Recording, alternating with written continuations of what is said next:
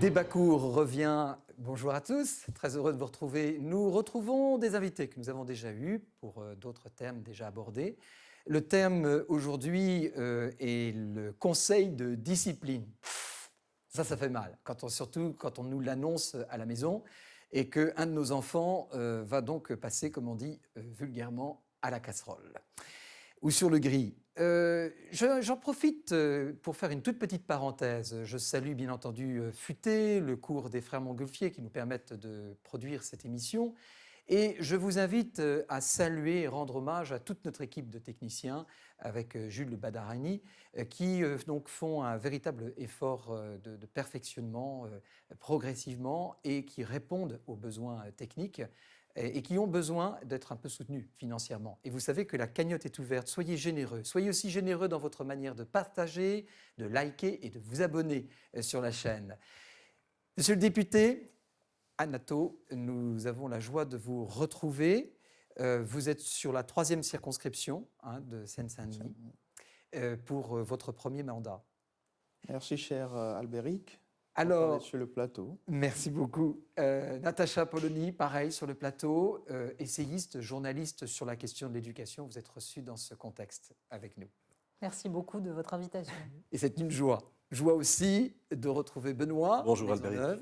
Alors, bien connu dans ses réflexions philosophiques, expérience de fondation d'école, gros bahut en Normandie, comme on dit dans notre jargon, et puis aussi ingénieur social.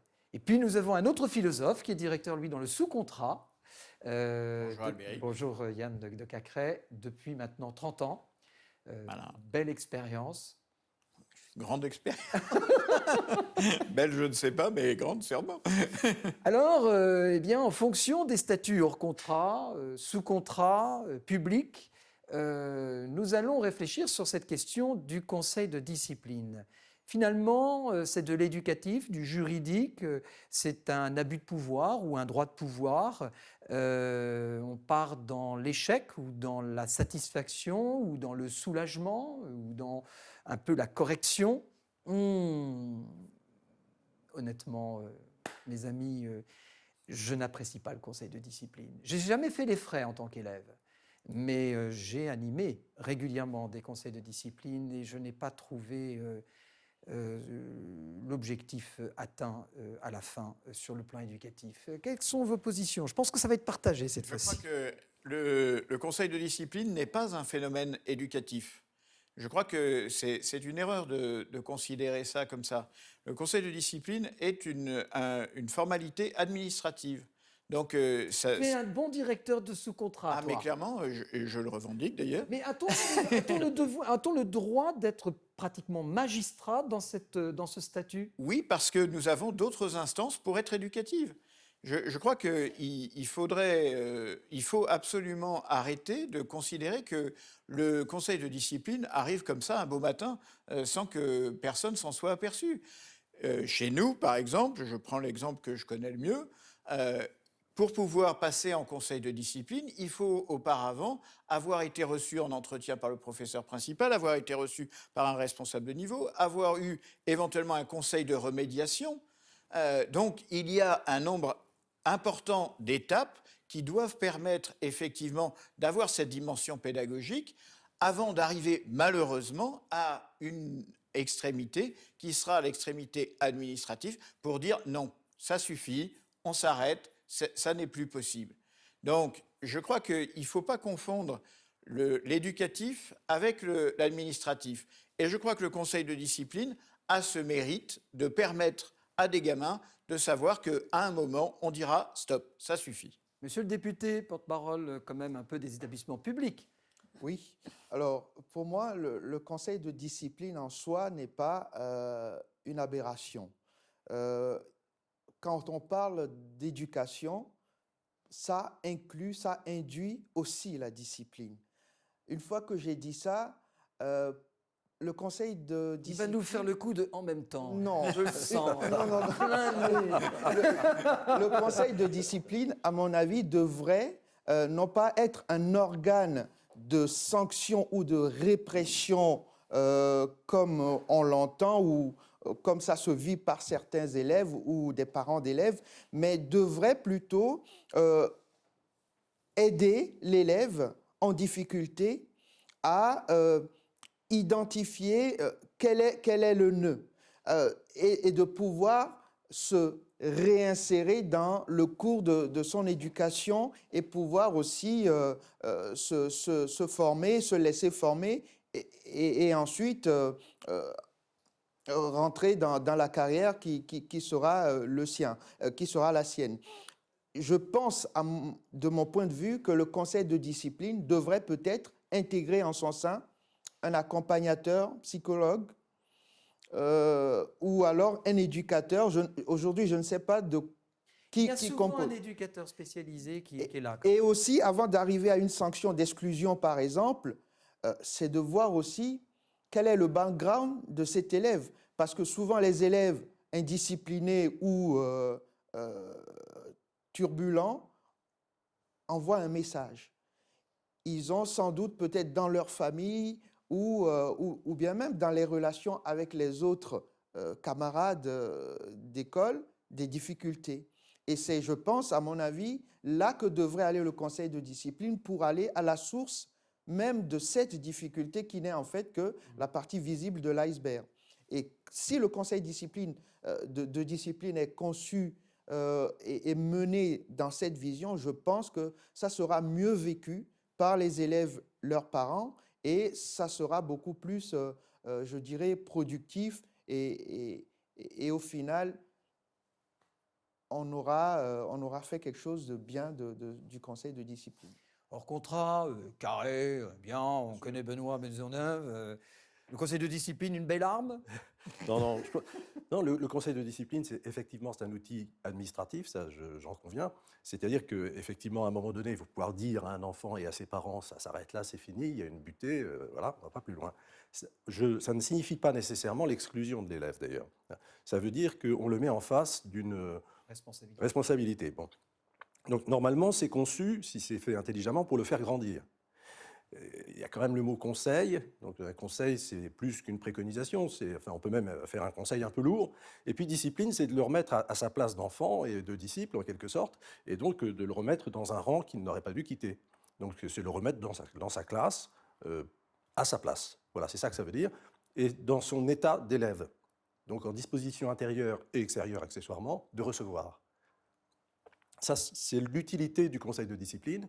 Et c'est pour ça qu'il y a autant d'étapes qui précèdent le conseil de discipline. Alors, dans le hors-contrat, on n'est pas obligé de le considérer comme un outil purement administratif. On peut très bien aussi avoir, comme on a des réunions de parents assez régulièrement, on a des réunions de parents possibles, en tout cas pour les parents qui pouvaient venir, une fois par trimestre.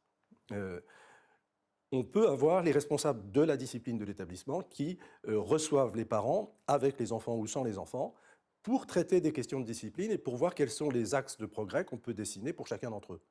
Et ça évite souvent d'aller à des situations ultimes qui nous pousseraient à nous séparer. Donc je pense que c'est un peu le regard que j'en ai. Mais je pense que c'est un outil quand même très important, nécessaire, et ce serait une erreur de le supprimer. Juste pour compléter, Oui. il y a quelques élèves, d'après les retours que j'ai eus, qui disent dans le conseil de discipline, ils ne sont pas écoutés. Et il faudrait aussi écouter les élèves et que ce ne soit pas les adultes qui disent Alors, voilà. en même temps, il y a un protocole quand même Oui. qui est établi. Dans le Même conseil les de parents. discipline, il y a obligation qu'il y ait des représentants des élèves. Oui. Donc l'élève est présent et Il il y a un a les représentant. délégués de classe Oui. qui sont là aussi pour assister. Et même quelqu'un d'extérieur. Oui. Natacha, Oui, je pense quelle est que votre position? elle essaye d'être nuancée. C'est-à-dire que j'ai connu toutes sortes de conseils de discipline. Il peut y avoir parfois des maladresses. Pour autant, j'ai l'impression, d'après l'expérience que j'ai, que les conseils de discipline sont extrêmement en fait bienveillants et le sont de plus en plus, et qu'il n'y a aucune volonté d'écraser l'élève ou de l'humilier. C'est véritablement conçu désormais comme un outil pour en effet réinsérer l'élève dans un parcours qui soit acceptable. Cela dit, il y a une dimension qui est extrêmement importante, c'est que le conseil de discipline n'est pas là uniquement pour sanctionner, mais il faut il ne faudrait pas diaboliser la sanction. Et là aussi, c'est une tendance qu'on voit beaucoup dans l'éducation nationale. J'ai entendu de maintes fois, la sanction est un échec de votre pédagogie, c'est ce qu'on explique aux jeunes professeurs. On n'entend que ça. Voilà, mais non, la sanction fait partie de la pédagogie. Ça n'est pas la seule dimension de la pédagogie, mais c'est une des dimensions. En effet, il s'agit de fixer des limites. Toute la difficulté, pourquoi c'est nécessaire, premièrement? Parce que sinon, la dimension de conflit se déporte vers un autre lieu, et en l'occurrence, ce sont les tribunaux. C'est-à-dire que le rôle du conseil de discipline, c'est de régler les conflits au sein de l'établissement scolaire, dans le cadre de l'éducation nationale. Or, de plus en plus, on voit que les conflits deviennent des conflits juridiques Effectivement. entre parents, Ils font professeurs, appel. et ça, c'est tragique. Ils font appel. C'est dramatique. Mais même, ils prennent un avocat et ils attaquent. Oui, oui. C'est-à-dire qu'il y a là quelque chose qui nous fait perdre le sens de l'institution. Tout le problème est que la position des établissements privés, que ce soit hors contrat ou sous contrat, n'est pas exactement la même que la position des établissements publics. Un établissement privé peut éjecter un élève. Et donc, la limite, en fait, les élèves et leurs parents l'ont intégrée. Alors que dans l'école publique, de toute façon, même si vous pouvez éjecter un élève, en fait, l'élève qui est exclu se retrouvera dans un autre établissement. C'est le chef d'établissement qui devra trouver un autre établissement. C'est à lui de trouver une solution. On connaît le principe, c'est-à-dire qu'un principal appelle un autre principal. J'ai un élève que nous avons exclu, tu me le prends? Oui, mais prends-moi celui que je viens d'exclure. Et donc, la notion de limite n'est absolument pas intégrée par l'élève lui-même, ce qui est un problème. C'est très juste, parce que dans le privé, en tout cas, mais je pense que c'est la même chose dans le sous-contrat, mais dans le hors-contrat, pour essayer d'anticiper ce genre de drame, parce que c'est toujours un drame de toute façon, c'est jamais bien vécu, et c'est un drame pour tout le monde, pour la famille, pour l'enfant, pour ses parents, pour ses profs, hein, pour l'école, pour tout le monde. On anticipe ça en faisant, au moment de l'arrivée des enfants, en demandant une adhésion à la fois au règlement intérieur de l'établissement, aux règles de vie tout simplement, à un certain nombre de documents qui peuvent régler les questions d'internat par exemple, ou de salle à manger, ou d'attitude en cours. Donc des choses qui ont l'air d'être simplement, c'est un code de la route, quoi. Voilà comment on doit circuler dans la maison. Et on peut donc assez rapidement, comment fonctionne une classe, par exemple, c'est toujours affiché dans le fond de la classe, en même temps que les progressions par matière, eh bien, on peut quand même faire des rappels qui anticipent sur ce genre de choses et qui évitent finalement d'arriver au conseil de discipline. C'est quand même assez rare. C'est quand même pas on fait pas ça tous les matins, quoi. Mais je pense que ça veut dire qu'il faut vraiment que les choses soient bien anticipées, et que les enfants, quand ils commencent à être un peu grands et suffisamment pour pouvoir comprendre ce qu'ils lisent, eh bien, aient connaissance parfaitement du règlement intérieur, parfaitement de toutes les règles de discipline, tout simplement, c'est-à-dire tout ce qui va faire qu'ils seront bons élèves.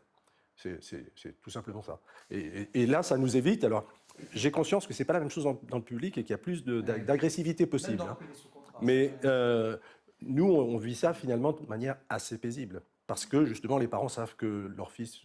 Et les conseils de discipline se font rares dans le hors-contrat, parce que justement, il y a un... C'est pas fréquent. Oui. Mais il y a une chose que moi je voudrais dire, c'est que j'ai un petit peu peur, en raison du fait que j'ai été dans des établissements privés sous contrat, plutôt à titre établissement prioritaire. Je trouve que c'est la gloire des élèves. Pour certains élèves, c'est la gloire d'aller en conseil de discipline. Tant qu'ils n'ont pas eu leur conseil de discipline, ils sont furieux. Pourquoi? Parce qu'en fait, ils attendent qu'une chose: se casser. Et que c'est la porte ouverte à partir. Et si le conseil de discipline leur annonce le verdict qu'ils redoutent le plus, c'est-à-dire « vous restez », eh ben c'est dramatique pour eux. C'est la punition. C'est-à-dire que c'est vraiment... je suis d'accord que le conseil de discipline peut exister si c'est un outil véritablement d'éducation, mais j'ai très peur de la distinction entre éducation et seulement purement administratif. Parce qu'on est en train, tout simplement, d'apprendre à un enfant qui n'est pas sage à devenir un délinquant professionnel. C'est-à-dire qu'on lui apprend tous les codes de ce qu'il rencontrera par la suite dans les cours d'appel ou dans les cours de pas cassation, enfin peu importe, dans les petits tribunaux, en raison de leur délit. C'est-à-dire qu'il s'habitue non pas à se réveiller, mais il s'habitue finalement à s'entretenir avec des gens qui frontalement leur mettre en évidence leur acte. Enfin, je suis très provocateur, mais volontairement, parce que moi, je trouve que sur le terrain, on est plus en train d'apprendre à un enfant à bien se tenir et à jouer de la justice dans les conseils de discipline complètement et purement administratifs, s'ils ne sont pas éducatifs. Alors, je crois qu'il y a une réponse à cela qui est assez intéressante, c'est d'essayer de trouver des moyens de remettre un élève en face de lui-même après un conseil de discipline, justement. Donc, il y a quelques années, je pratiquais ça de façon assez fréquente avec des élèves qui étaient en conseil de discipline. Je disais, bah, tu vois, là, actuellement, l'institution scolaire ne te convient pas. Donc, tu vas aller passer 15 jours, 3 semaines à casser des cailloux dans une entreprise de maçonnerie, tu vas porter des parpaings, et puis on va rediscuter une fois que ça sera fait. Et je me rappelle même d'un élève qui était en seconde et qui avait 17 ans, donc il n'était pas totalement en avance, et ça devenait complètement infernal avec lui. C'était il y a bien longtemps de ça, et donc j'ai dit à sa maman, il part faire son service militaire. C'était déjà plus obligatoire, mais là, j'ai dit, lui, il va faire son service militaire. Et j'avais un copain qui était colonel à Tarbes. Je lui ai dit, tiens, je souhaiterais que tu... C'est fort, quand même. Les chutes voilà, opérationnelles et les parades, t'es quand même... prennes ce gars-là et qu'il en bave de façon importante. 10 mois après, il est revenu me voir, il me dit, monsieur, je sais avec qui je veux pas être. Donc, il dit, c'est parfait. Et 2 ans après, il avait son bac avec mention, sans aucun problème. Mais je pense qu'il y a un moment où il faut qu'on trouve une alternative à simplement la réponse dans l'école. Malheureusement, parents, ça. je ne suis pas sûr que l'éducation nationale soit encore tout à fait prête à adopter ce type de... Alors, on a le dispositif relais. Voilà, Le exactement. dispositif relais dans les établissements publics, c'est 8 semaines en dehors de l'établissement où nous briefons pendant ce temps-là l'équipe pédagogique pour qu'elle comprenne qu'elle ne s'est pas débarrassée enfin définitivement, que les élèves ne doivent pas dire « Ah, ça y est, depuis qu'il est parti, c'est trop le bonheur, il ne faut pas qu'il revienne ». Donc, ils doivent se préparer au retour de cet enfant. Et dans le dispositif relais, il y a un psychologue, il y a un éducateur spécialisé, il y a des professeurs qui ont cette expérience d'accompagner un groupe de 9 enfants qui sont complètement en marge, et on leur explique qu'en fait, il n'y a aucune raison qu'ils le soient parce qu'ils ont tout un potentiel pour être au cœur de l'école. Et on leur redonne cette confiance. Certes, l'atterrissage est idyllique au départ, ça va bien pendant 2-3 semaines, mais l'être humain est l'être humain, surtout quand il est adolescent. Je crois que Et donc, il a besoin d'un renouvellement 2 ou 3 fois, mais c'est pas mal, ça. Mais je pense que c'est nécessaire et c'est une façon de remplir fondamentalement la vraie mission de l'école, c'est d'apprendre aux enfants à connaître qui ils sont, pourquoi ils sont faits, ce que sera leur avenir, de devenir qui tu es. Voilà. Donc connais-toi toi-même. Et on leur rend ce service quand on les met en face de ce qu'on peut considérer comme adultes comme étant des échecs, mais qui en réalité sont des étapes simplement de la vie de l'enfant, ou du jeune d'ailleurs. Si on considère ça comme une étape, mais qu'on prend les bons moyens, je suis d'accord, pour purger l'affaire, je crois qu'on construit et on l'aide et on tire les choses par le haut. Si on l'humilie, si on le fait vraiment contre sa volonté, s'il n'y a pas d'adhésion non plus, c'est pas possible ça. Ça, c'est pas bien.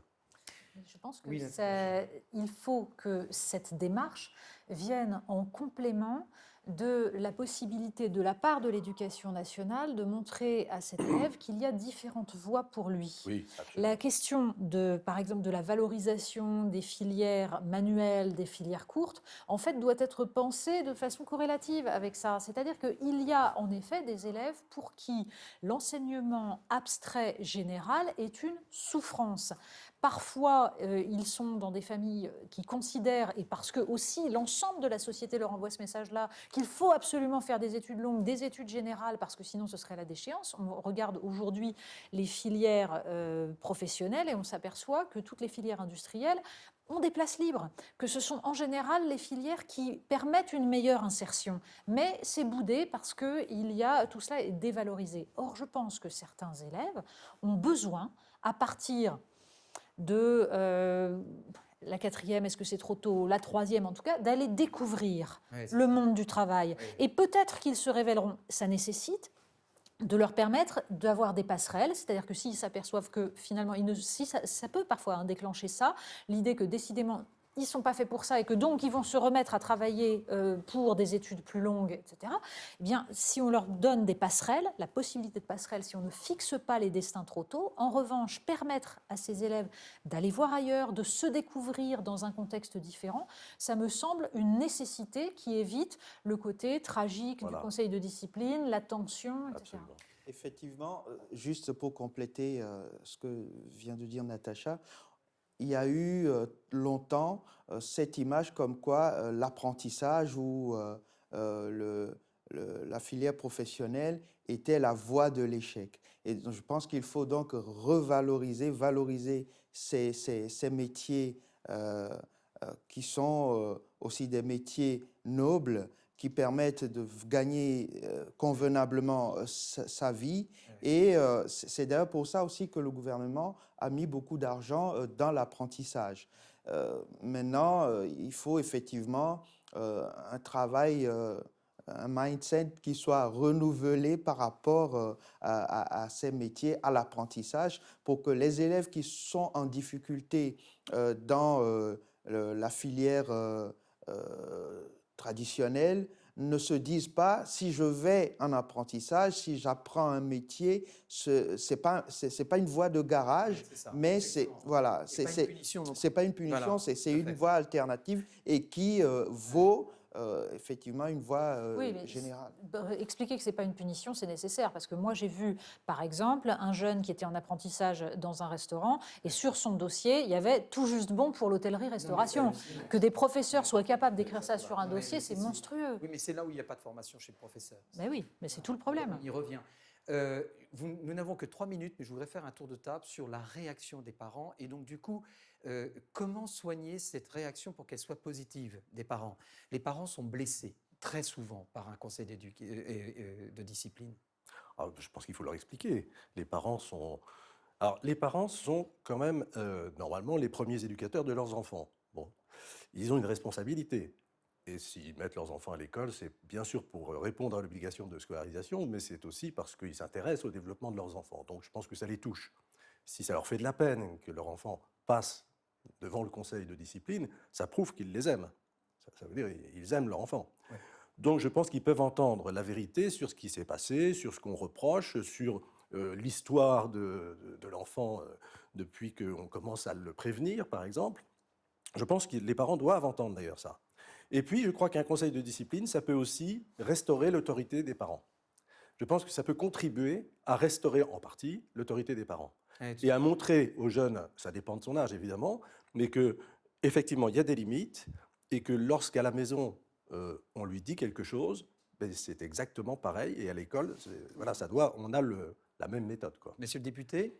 Oui, effectivement, il faut faire passer le message pour les parents qui comprennent que lorsque l'enfant fait l'objet d'un conseil de discipline, ce n'est pas pour humilier les parents. C'est vraiment pour les aider à comprendre et à constater les difficultés auxquelles sont confrontés l'enfant et de pouvoir, en collaboration avec le personnel de l'école, avec les enseignants, trouver une meilleure solution pour aider l'enfant à sortir par le haut. Juste une anecdote, quand j'étais jeune et que j'allais annoncer à la maison ou dans mon cahier de correspondance qu'il y avait un conseil de discipline, pour mes parents, ça ne les mettait pas en colère contre les enseignants. Qu'est-ce que tu as fait? et donc, j'avais tout intérêt à être... oui. Donc, quelque part, ce n'est pas du tout pour humilier les parents, mais ça peut les aider à comprendre la difficulté que rencontre leur enfant et pouvoir le faire sortir par le haut. Merci, monsieur le député. Très rapidement. Natacha, 30 secondes et Yann, Très 30 rapidement, secondes. je pense qu'il faut repenser la relation entre les professeurs et les parents. On a fait rentrer les parents dans l'école en leur faisant croire qu'ils avaient leur mot à dire sur ce qu'était l'institution. Je pense que c'est un travail qui doit être conjoint, mais chacun à sa place. Ouais. Ah oui, chacun à sa place quand même. Oui. 40 secondes. Je crois que dans le conseil de discipline, la participation des parents est extrêmement intéressante parce qu'elle nous permet, comme disait monsieur le député tout à l'heure, de prendre conscience aussi des difficultés qui existent à l'intérieur de la famille. Je prends juste un petit exemple, c'est le téléphone portable.